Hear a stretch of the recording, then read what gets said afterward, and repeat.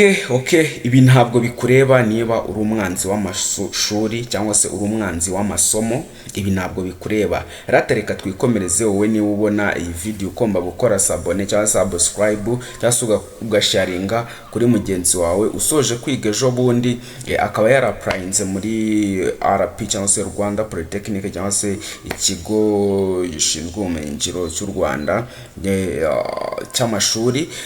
Yes, akaba yarakoze application akaba admitted, akaba yifuza gukora registration iri ni itangazo ryasohotse ku itariki 25 z'ukwezi kwa karindwi mu mwaka wa 2025, ivuga ko cyangwa se yibutsa ko cyangwa se imenyesha ko abo banyeshuri bose babaye admitted muri RP cyangwa Rwanda Polytechnic umunsi wo kwiyandikisha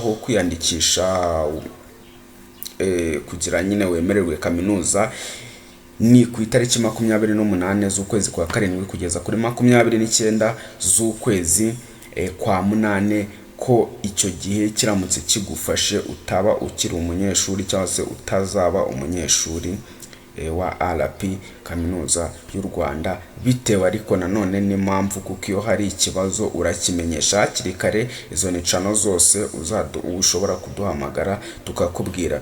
Noneho sasa kubagize amahirwe yo kubona iyi video, twe dusanzwe tubikora cyangwa se dufite experience ntoya cyangwa se idahagije, ariko uko biri kose wowe yaguhaza kuri ibi bijyanye n'ama application ayo ariyo yose, even ibintu byose bijyanye na education, RP, UR, REB n'indi mitegurire yose ya NESA, twe turahari ku bwanyu. So ku makuru mfite bitewe nuko bimeze cyangwa se uko byahoze, igiciro ntabwo kijya kigabanyuka ku muntu wishyura akoresheje banke, akoresha banke kuko niyo iri mainly wishyura ni 57,000, ariko iyo akoresha simukadi yawe MTN whatever icyo gihe wishyura 57,000 n'ubundi ukarenzaho 600 yo gukata.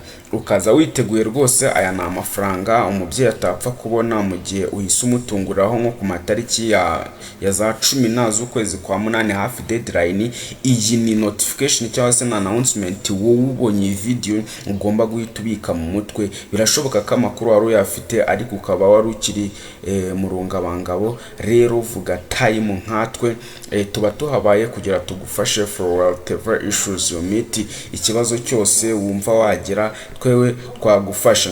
Rero sasa ikibazo kindi ushobora kugira cyihariye, ushobora guhamagara RP College bagufatiyeho cyangwa se niba ari Musanze, yego of course ushobora guhamagara ku icyo kigo ukababwira ikibazo cyawe, aho baragenda bakagikemura. Izi ni guidelines zo kuregisteringa, ariko ibi byo nubigireho ikibazo rwose ndabizi ko birashoboka ko we bagukoreye bagukoreye application ukaba utazi ngo Miss RP niki. Ibyo ni ibintu ugomba kugendamo gake kuko ibihumbi birenga 50 n'amafaranga menshi. Birashoboka ko usoje no kwiga utanayakoreye kubera impamvu z'akazi cyangwa se zo ntazi, ariko byitwaremo gake, ubyitwaremo neza. Ni ibintu twafashanya tugafatanya, ndetse nawe ukaba umunyeshuri w'umwaka wa mbere wo muri kaminuza y'u Rwanda ishinzwe ubumenyingiro ugakomeza. Ese wowe urahari? Niba uhari banza ukore subscribe mbere yuko iyi video irangira, ukore share ubimenyeshe bagenzi bawe, ibintu birusheho kuryoha. Nukenera ubufasha ku bijyanye n'ibi byose byo muri RP, ntuzatindiganye, tuzamenya ikibazo cyawe tuzagufasha kugikemura. Noneho nge yari Niro kuri Vuga Time. Murakoze, ndabashimiye.